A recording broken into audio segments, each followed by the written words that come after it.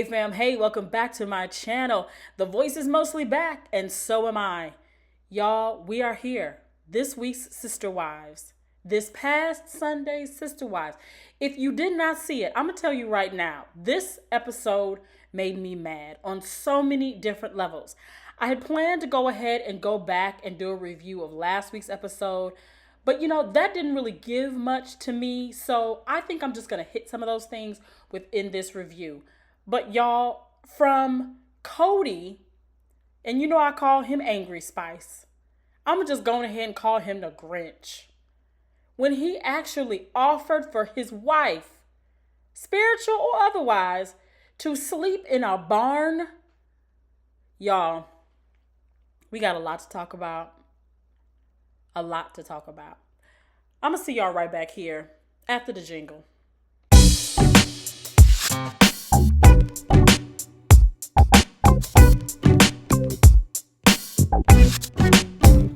Hey. I always want to try to be supportive of, Cody's relationship with any of his wives. I don't know. Sometimes I feel like I don't know what I can do, but I want to try to help. So Robyn wants to try to help. Yeah, I'm going to say that's a negative. You don't want to try to help. You don't. From the time that you came into this family, and we've all talked about this before, from the time you came into this family and you kept secrets from these women, you were not trying to help. How is it helpful to go and have an experience with this group of women that you're supposed to be forming this relationship with, you're supposed to be forming this bond with, but then you go behind their back and you do something so ugly and have your to-be husband help you pick out a wedding dress? This is an episode that we always go back to because it is truly, to me, the start of the downfall. I know that she would like to believe that she has not had any hand in how this family has come apart at the seams, but it is evident to us, it is evident to the other wives, and I'm going to just say something that might be controversial, maybe not. I think it's evidence to her, which is why she keeps trying to disprove the fact. There are so many times in the seasons as I have rewatched that, she's asked the question in a lot of different ways. Am I the reason? Am I the pink elephant in the room? Did it happen before I got there? Before I got there? No, Robyn, it happened when you got there because the person that you chose to be with was a sneaky, conniving snake of a boy. I can't even call him a man. He was sneaky. He did all the things with you that he said you were not supposed to be doing in your faith before you got married. You had other wives sitting on a couch right in front of you saying, I did not like that this happened. You, Cody, did not care what I wore on my wedding day. When you came into the family, Robyn, things changed. You didn't allow us to babysit your kids. You did not make us a part of your life. Even Christine, who you say and continue to say was the reason that this family has fallen apart, is the person who said to you, just tell me you needed 11 days and I'll be fine. And when you said it, she was okay. She knitted you things. She took you to lunch to even take on herself. The total breakdown of your relationship. She took that on when it wasn't her fault. You don't try to help. You don't try to help. Sorry, you don't. It's really awkward because the only wife I have a relationship with right now is Robyn. But we've never been allowed to essentially be in love with each other or find solace in each other because this kind of quasi-plural marriage mess that's been going on. And now everybody else is leaving. Everybody else is gone. We're having these struggles with everybody else. But we still don't feel like we can expose our place of solace, our love for each other in any way. This is not a safe place for us. Okay. There it is, y'all. There it is. So again, I know that it's like beating a dead horse when you watch this show, and I love horses, but I think it's just like, for a long time I've thought, we just keep saying things over and over and in circles, but it's because this show is kind of going over and over in circles. I have to say that I found this laughable. We haven't been able to show our love for each other. We haven't been able to find the solace in one another. But it just begs you to ask the same questions, right? So, again, from the beginning, you've been showing a united front, you've been showing a solace, you've been showing your love. Let's go back to those episodes where you were doing things that you were not supposed to be doing in your marriage.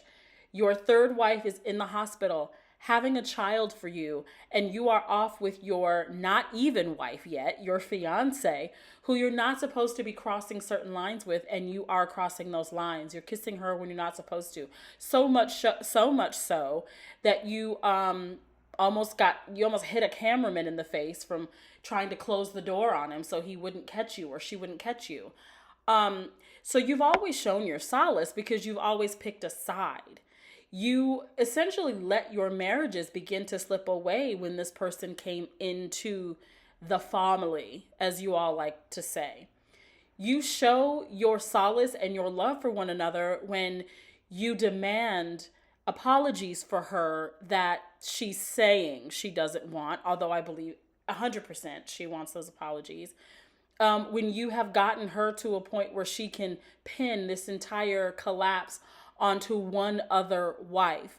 You have chosen a side and shown your solace and your love for one another when you don't buy any other child of yours a gift, but you make sure that her children have their dirt bikes. You buy her gifts to keep her with you. You buy her the biggest house in probably the flippin' city of Flagstaff. I mean, who knows? You moved to Flagstaff for her. Although you'd like to pretend that that's not why you moved to Flagstaff, we know that it was. So you can't say right now, sir, with any sort of seriousness that we're going to believe that you haven't chosen a side or taken solace in one another or shown your love. You've done it in a myriad of ways. We talked about this before, and she's like, Cody's not going to care and he's going to be good with it and stuff. And I'm like, please say the right thing. Please give her something to hang on to. Sorry, I'm distracted by your ring. That's a different ring. Is that not something I should say? Just a ring. It's a cool ring, right? It's a cool ring. Cool ring. Wow, that sounded awkward. So this also was a very disturbing part of the episode for me because we have just heard Meri finally tell Cody that she is going to downsize her home here in Flagstaff and move her clothing business up to Parowan to the B&B. And she had said to Robyn before this conversation happened that Cody's not going to care. He's not going to care what I do. You're the one who cares, although I find that quite laughable because she doesn't care. Squarejaw does not care about where Meri goes. I mean, we also had it revealed in the last episode that, she doesn't even call her.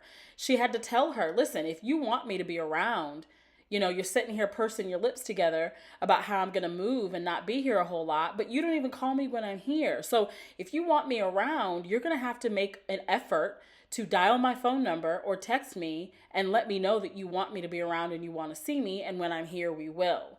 That was very telling. It told on Squarejaw. Like it told, you're not her friend. Meri, this is not your friend. And I really hope, because we are so far behind, I really hope that at this point, I know that you've left permanently. You're no longer living in Flagstaff. I don't think, Meri ever got a smaller house. But I really hope that now as you watch this back or as you have really just come to realize in your life that you're better on your own, this woman was never your friend. Okay? Actually, let me go back and be nice. Maybe she was your friend for a while. But something changed. Her greediness showed through. The fact that what she cared about was that she and her children were taken care of. Again, going back to the book where she says, I didn't care about him being handsome. I didn't care about the romance. I just wanted me and my children taken care of. Well, she got exactly what she wanted. And unfortunately, Meri, you were the catalyst for that by introducing her into the family. But, this woman, again, I'm just going to say, she was not your friend. She's not your friend anymore, at least.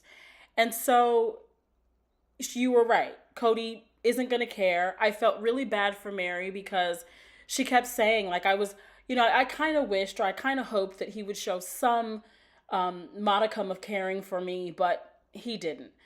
Enough with the hope. Stop with the hope. Like, I understand that you want to keep hope alive. You want to do everything that Jesse Jackson told people to do. That your attitude determines your altitude. I understand all of that.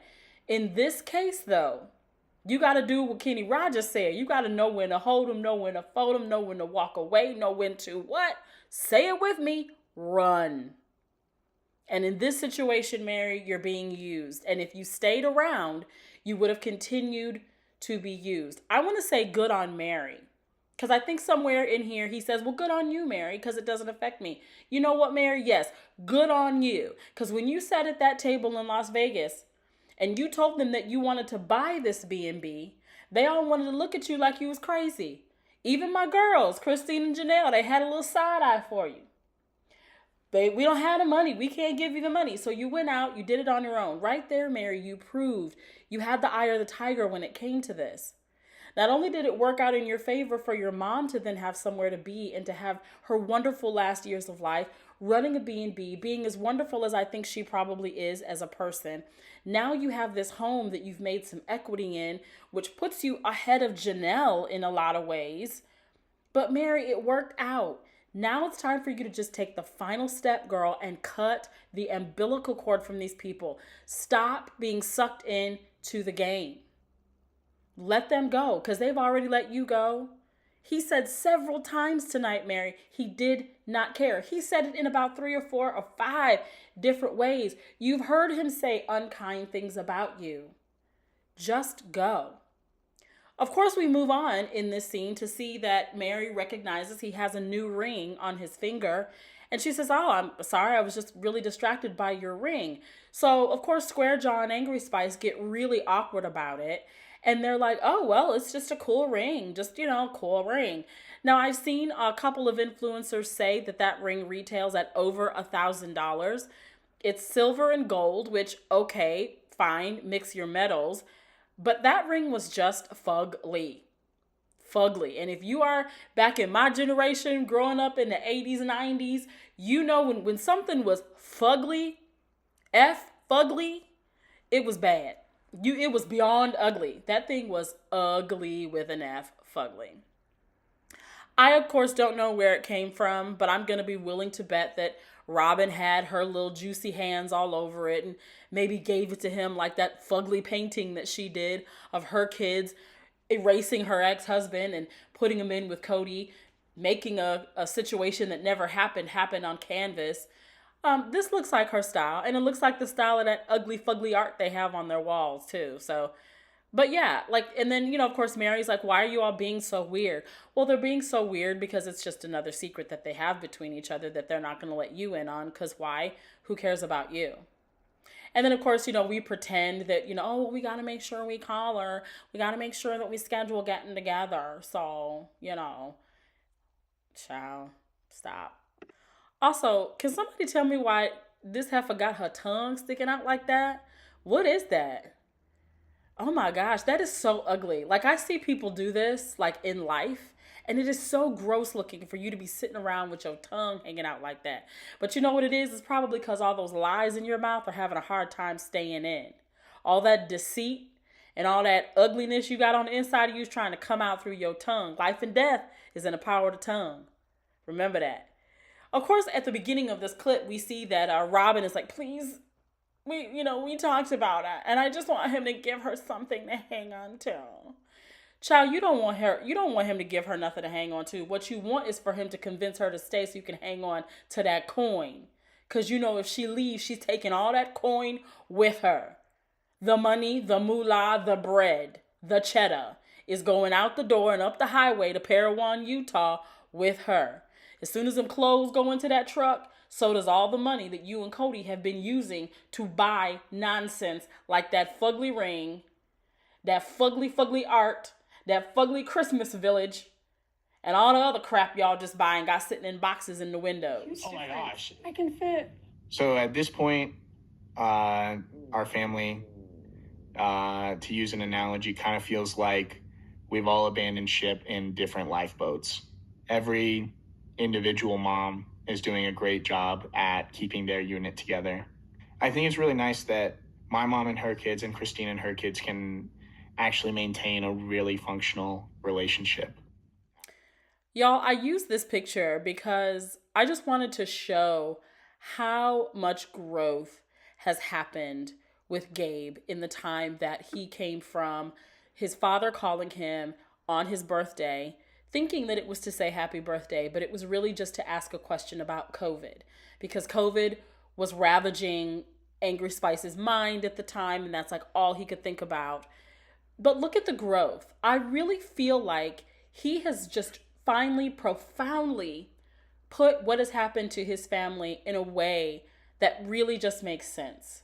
I thought that it was so poetic to say, I feel like our family was on this sinking ship, and each family or each mother put their children on a separate lifeboat, and we sort of went our separate ways. I think that's exactly what it's like. I heard someone earlier say that he was probably not including Meri and Square Jaw in that equation, but I think he probably was. I mean, probably more Square Jaw than Meri because I think it was not Mary's choice to leave in a lifeboat. It wasn't. I mean, she's still trying to hang on to the plank. You know, she like what's her name, Rose in the cold, and in Titanic. Just hanging on. But I think that and I guess maybe he wasn't. Maybe he wasn't including Square Jaw because I don't think Square Jaw ever got on the ship. I think Square Jaw had a yacht that just like drove really close by to the side of the Titanic that they were all on from the beginning. She got a special gold-plated yacht that would just ride alongside.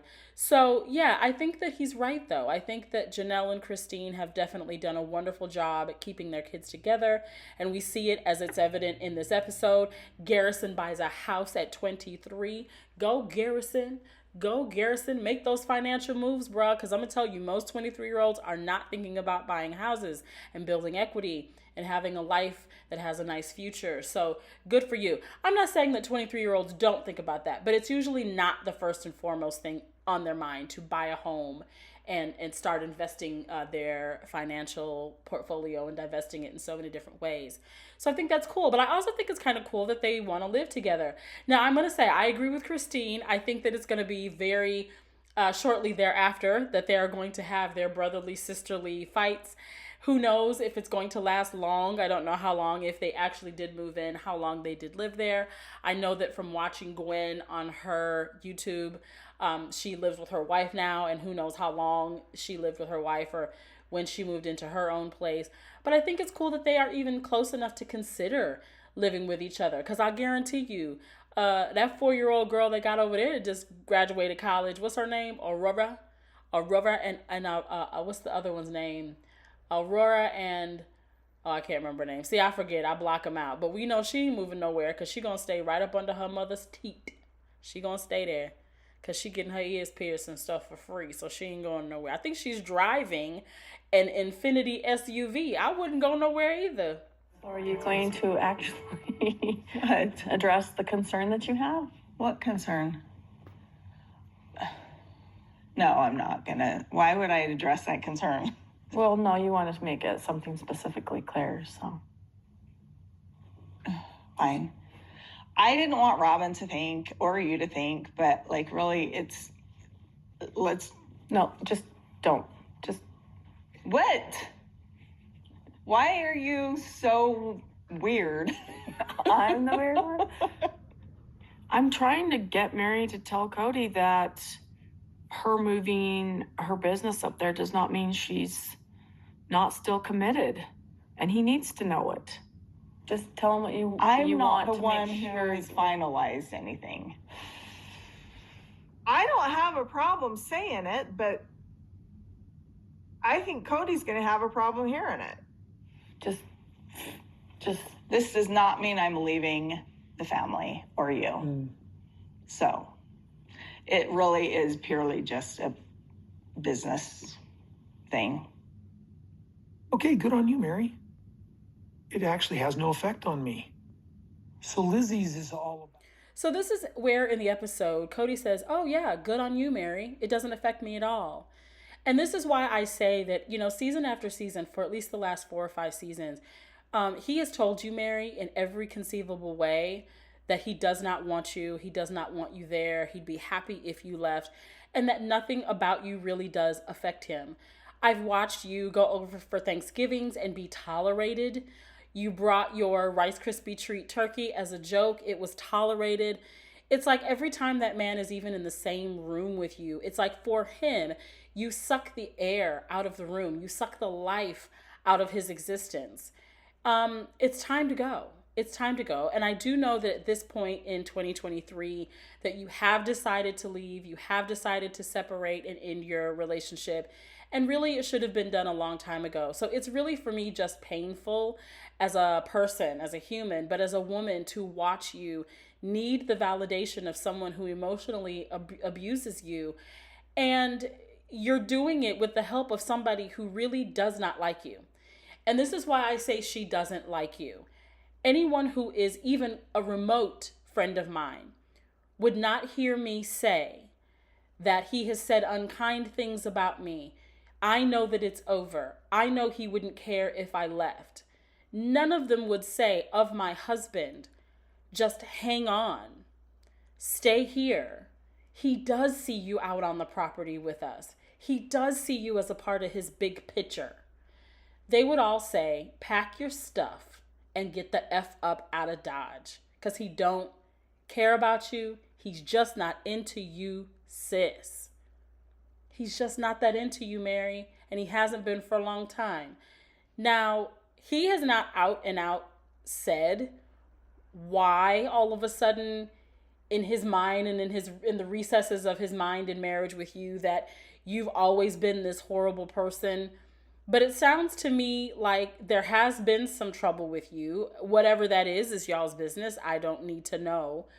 But it seems to me that whatever it is seems unforgivable. I know people just fall out of love with people. I know that things happen and people fall out of love.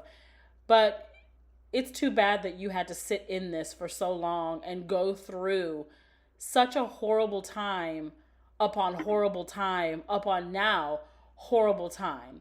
I say that because you've been in this marriage, a loveless marriage, for a long time. I mean, you said it tonight. He hasn't cared about where you slept for the past decade. Why does he care now?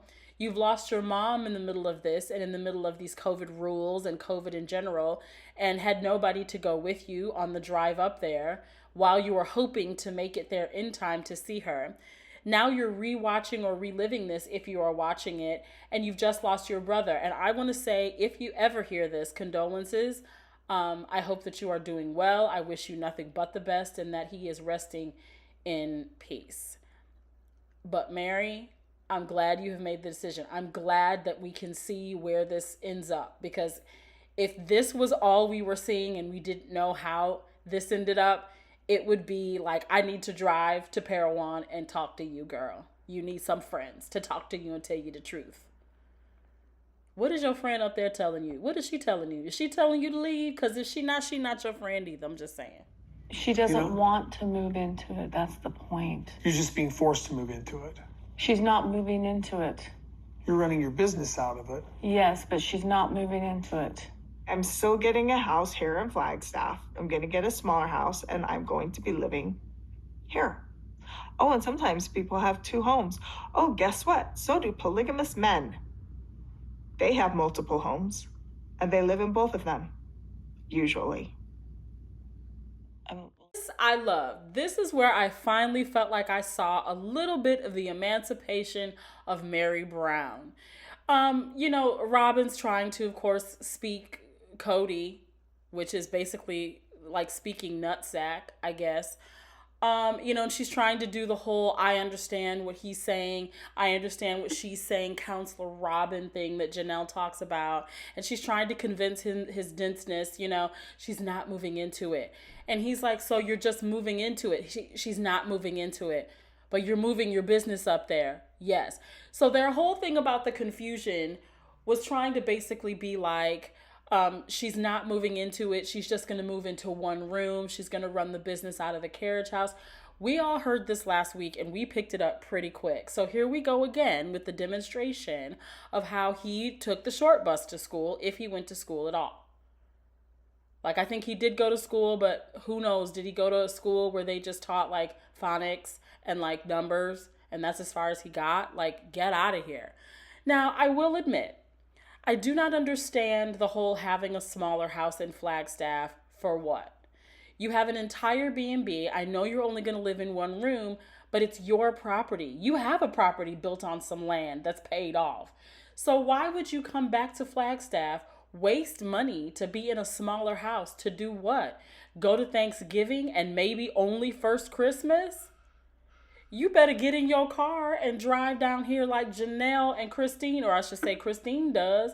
You better rent that B&B or that Airbnb down here if you want to come. And if y'all such good friends, how come you can't sleep in her? How come you can't sleep at the Beck Mansion? How come you can't sleep at Pee Wee's Playhouse?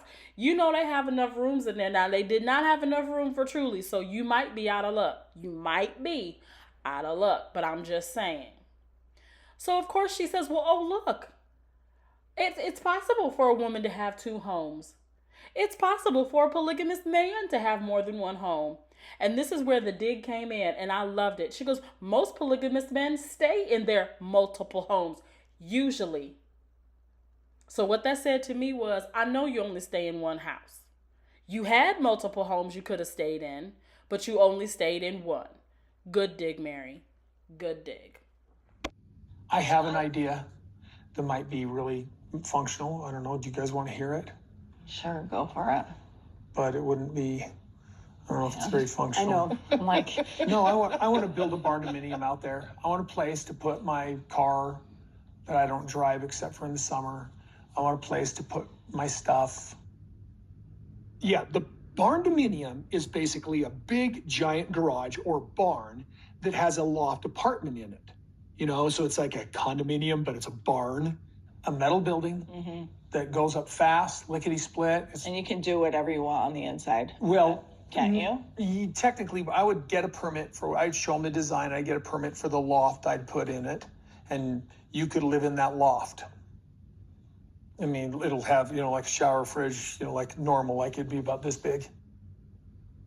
So basically, he just wants to put me out there with all this stuff, the extra stuff that he doesn't want to see, he doesn't want to deal with, he doesn't have room for, the cars, the storage, the Meri.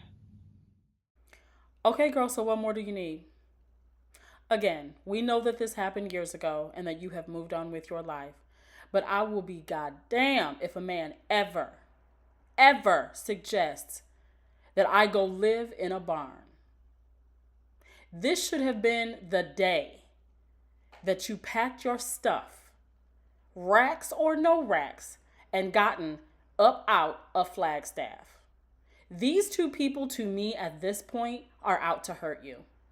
At least they were. They were out to tear you down, Meri, so far that you would not get back up. He would have been happy to have you continuing to pine after his friendship, relationship, whatever ship. Because then he could say, see, she still wants me. That is the one thing that I will say. My mom always taught me. However you feel on the inside about certain situations, sometimes you've got to take stock in that and not show people your hand. You got to hold things close to the vest sometimes. Even if you are sitting in your room crying every night about this man, never let him see you sweat. And unfortunately, Meri, back in this day, that's what you did. And it gave him so much power. And I think that we can see that every time he talks about Christine and Janelle, because that power was taken from him. They are deciding to put distance. They decided to divorce and marry. By the way, congratulations, congratulations, Christine, girl. She got married. We're going to talk about that in another video because she looked beautiful. Oh, she looked beautiful. But they took the power. They took the power and said, we are not going to stand for this anymore. Janelle said, yeah, I can hang out with you, over there. We can hang out and do the happy birthday thing, take me to dinner. She tried to hold his hand, but she was like, this isn't even right. This isn't even right. I don't think we'll ever have a holiday together. I don't think we'll be celebrating any more birthdays together. I really don't think we're going to come back from this. Girl says she did not see them getting back together unless they were both struck by lightning. Okay? She said struck by lightning. I said, see, this is why Janelle has her black card. Janelle is a sister on the inside. Let her tell it. I'm going to tell you, you find it. She's a beautiful woman. She's a strong woman. She is a queen, Queen Janelle. Is she perfect? Absolutely not. She has done her dirt, just like Christine is not perfect and she has done her dirt. But at least they understand the self-worth that they carry in every step of their being and said, we are getting away from this crazy man and we going on about our lives. I'm glad, Meri, that you have come to the conclusion to do the same thing. I hope that your Airbnb is doing, what you wanted to do. I'm going to say that was crazy, though, when you was trying to charge people thousands of dollars to come up there and stay. Girl, come on now. Now, you knew that wasn't going to work out. But I'm glad you have that property. I'm glad that you have finally come to your senses, woke up. I hope that you've discovered that Robyn is not your girl. She is not on your side. She is not your ride or die. She's your die, but she's not your ride or die. Oh, when he said Barn-dominium, I wanted to slap him through the screen. I'm not even kidding. I told my husband about that, a Barn-dominium. Child, he'd be living in a barn without the dominium if he ever offered me that. All right, y'all, that's all I got. I got to go into work today, child. We have some rehearsals that we have to do, so I'm going to go ahead and go into work. I hope that this finds you well. Sorry that it is past the date, but believe it or not, my everything I taped got lost and all that good stuff. But the voice is kind of back, y'all. So we're going to be back on time next week. And I might go ahead and stick with this format. We're going to see what YouTube do. If YouTube is not hating and they allow me to go ahead and use this format, this will be the format we use. Let me know how things are going with you. Remember, if there's anything you want to do, get up and go do it. And don't be waiting for no man to tell you it's okay. Go ahead and do it. If you got a clothing store, go ahead and move it. You want to buy Airbnb, go ahead and buy it. You want to stay on some property in an RV because that's what you want to do, go ahead and do it, Janelle. All right, I will talk to y'all later. I want y'all to be all love, okay? It's all about love. Peace, love, and hair grease, y'all. We out.